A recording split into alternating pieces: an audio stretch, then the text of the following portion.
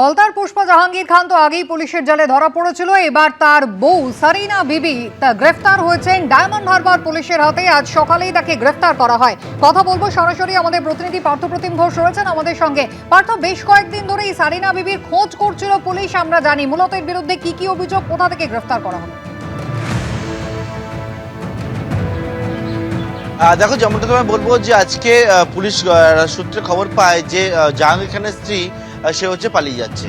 কোন জায়গা দিয়ে পালাচ্ছে জানতে পারে, একটা গাড়ি ভাড়া নিয়েছে। গাড়ি ভাড়া নিয়ে আমতলা হয়ে একেবারে জুলপিয়া যে রোড, সেই জুলপিয়া রোড দিয়ে সে পালিয়ে যাচ্ছে। গত মঙ্গলবার থেকে জাহাঙ্গীর খানের স্ত্রী সারিকা বিবির খোঁজ করছিল হচ্ছে ফলতা থানা পুলিশ। কারণ হচ্ছে যেমনটা অভিযোগ যে জাহাঙ্গীর খানকে যখন গ্রেপ্তার করা হয়েছিল, তারপরে এলাকায় জাহাঙ্গীর খানকে নিয়ে বেরিয়েছিল পুলিশ পুনর্নির্মাণ করার জন্য। সেইটাকে কেন্দ্র করে এই জাহাঙ্গীর খানের স্ত্রী সে একটা পুরো পরিকল্পনা করতে থাকে এবং সেই রকম করে হচ্ছে গত মঙ্গলবার দিন থানা থেকে জাহাঙ্গীর খানকে কীভাবে ছাড়িয়ে আনা যায় এই রকম একটা পুরো পরিকল্পনা হয়েছিল বলে পুলিশের দাবি।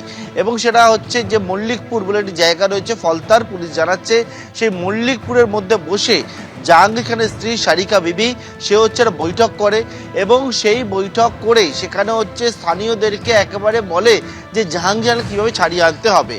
ঠিক মঙ্গলবার দিনকে যে বিষয় জানা যাচ্ছে, মঙ্গলবার দিন সে জাহাঙ্গীর খানের স্ত্রীর নেতৃত্বে একটা বিশাল দলবল জাহাঙ্গীর খানের অনুগামীরা তারা হচ্ছে আগ্নেয়াস্ত্র দেখাচ্ছিল, এমনকি বোমা তাদের কাছে ছিল বলে পুলিশ জানাচ্ছে।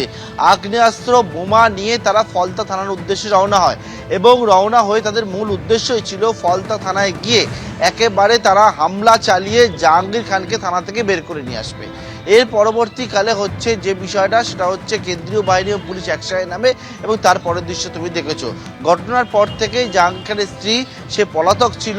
ইতিমধ্যে পুলিশ জানাচ্ছে আজকে সকালবেলা একটি গাড়িতে করে পালাবার সময় জাহাঙ্গীর খানের স্ত্রীকে গ্রেপ্তার করা হয়েছে এবং তার সঙ্গে এই যে ফলতায় যে থানা হামলা চালানোর চেষ্টার যে ঘটনা, সেই ঘটনা এখনো পর্যন্ত মোট 27 জনকে গ্রেপ্তার করা হয়েছে বলে পুলিশের তরফ থেকে বলা হচ্ছে। একেবারে পার্থ, তুমি আমাদের সঙ্গে থাকো।